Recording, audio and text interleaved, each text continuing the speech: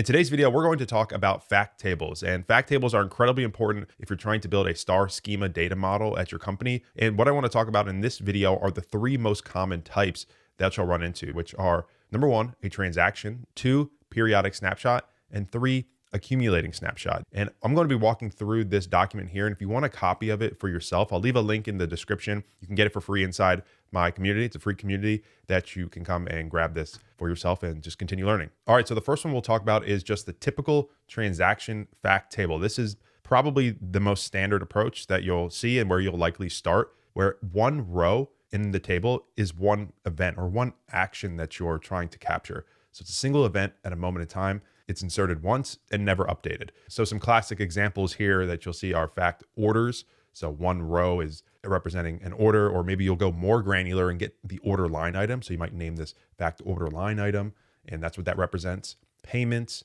page views. And if you look at each of these, they're representing actions or something that happens, whereas a dimension is providing the context around it. So as it says here, this is the most common type and the default starting point. Now, if we look over here, we have an example fact orders table. And this is obviously very simple, but it represents what a typical fact table is going to look like. You have the keys for the dimensions that are related. And if you need a refresher on that, there's other videos on that, but that's where the description values are. The fact table includes the keys to the dimensions as well as the measures for that event, for that activity. So you have keys and measures or metrics, things that you're going to aggregate on. And when you want to get those descriptions, instead of including it directly in the fact, you're modeling it in a way that you go to the dimensions, you join there to get the descriptions later on in a separate query whenever you want to get it. But that's the whole goal here. The exception is if you have what's called a degenerate dimension, and that might be a new term for you. This was covered in a separate video on dimensions, but the idea of a degenerate dimension is when you have a value that,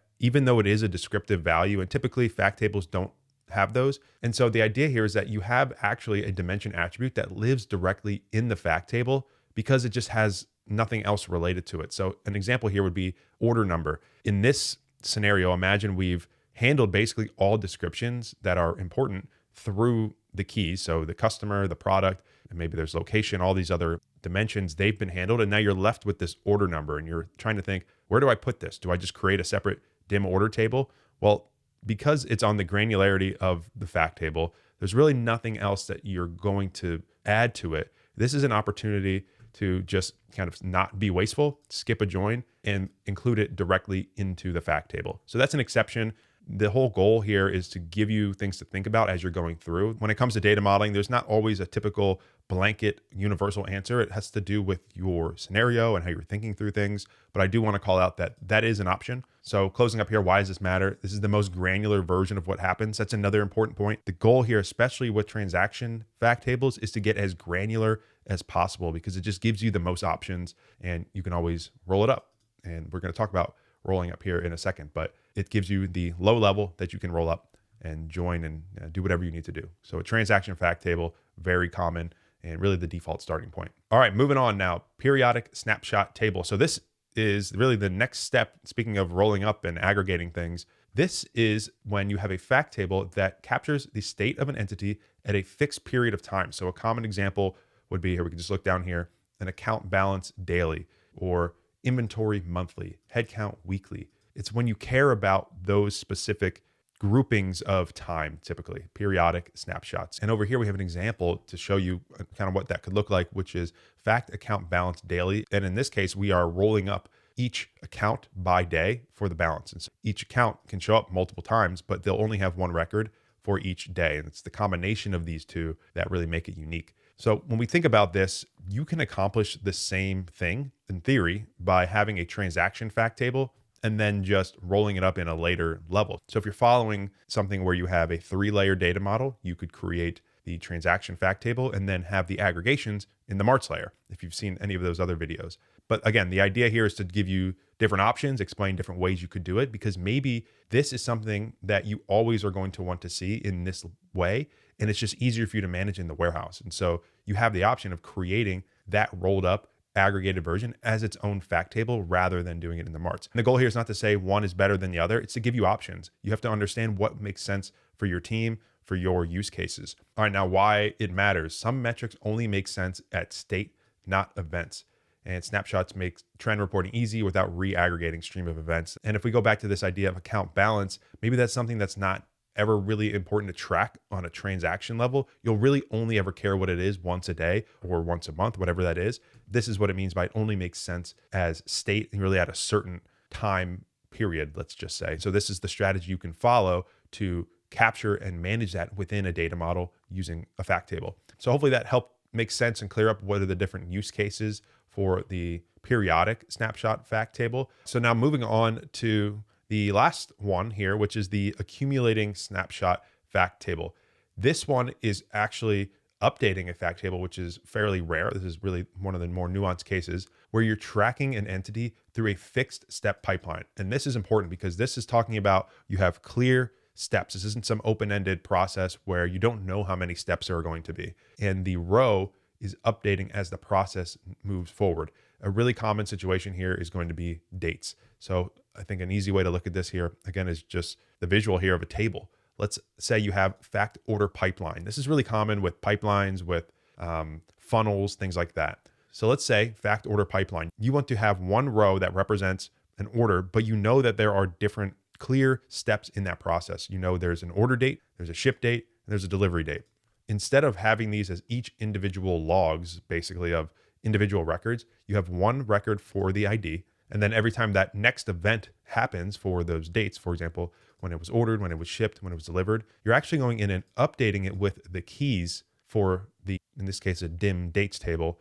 And this is bringing together the concept of what's called a role-playing dimension. And this is something that was talked about in the last video. Let me go back here to role-playing dimensions. So in this case, imagine we have these different keys. These keys are stamped incrementally over time, accumulating snapshot. But when you want to get more information about those keys, you're actually joining to the same dimension 3 times. If there's nothing there, it'll just be null. But this is what will allow you to get more information on the date, do whatever you want. But it's tying together this idea of a role-playing dimension with the accumulating snapshot fact table. I just want to point those out together. I know there's a lot of moving parts, but hopefully that's helpful to see those together.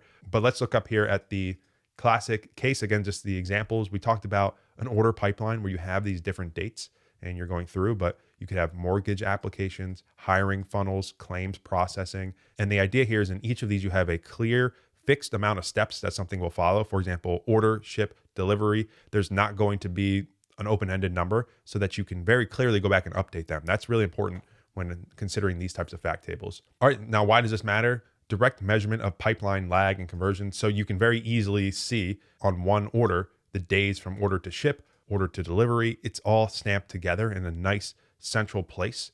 The trade-off here, as it says, is the rows are mutable, meaning you can update them. They're going to be touched more than once after they get loaded. And so they do require update logic, update permissions. There's a little bit more moving parts here, I guess you could say, but it is an option that you have, and it's something to consider as you're building your data model. Do you need to track something through time? Is it a fixed number of steps? And do you have the permissions to go through and update those? So that's a high level overview of the accumulating snapshot fact table. And we'll finish up here with just a mental shortcut, a little note here, which is to match the type with the question you're answering. So we have transaction, which is an event, a history of what happened. Do you need to see every individual event? Is that important? If so, that might be the right option for you. Periodic snapshot, this is a state when you want to see what things look like at different intervals. And then the accumulating snapshot is a process where you're going through a fixed life cycle or process or funnel or something that you want to track step by step, but it's fixed. And the last note here is that these are complementary. They're not competing. You probably were going to use a few or all of them together in your warehouse. The goal here is to have an understanding of the different options so you can decide what makes sense for the different situations. And that's a lot for what data modeling is about. There's a lot of nuance, a lot of customization, a lot of critical thinking before you actually build. And that's what this is hopefully helping you think through your different options between this and the dimension one that we talked about in the last video. Like I mentioned, if you'd like a copy of this document for yourself, I'll leave a link in the description below where you can grab it for free inside my community. It's free to join, and there's a lot of other great resources there as well. But either way, thanks as always for watching, and I'll see you at the next video.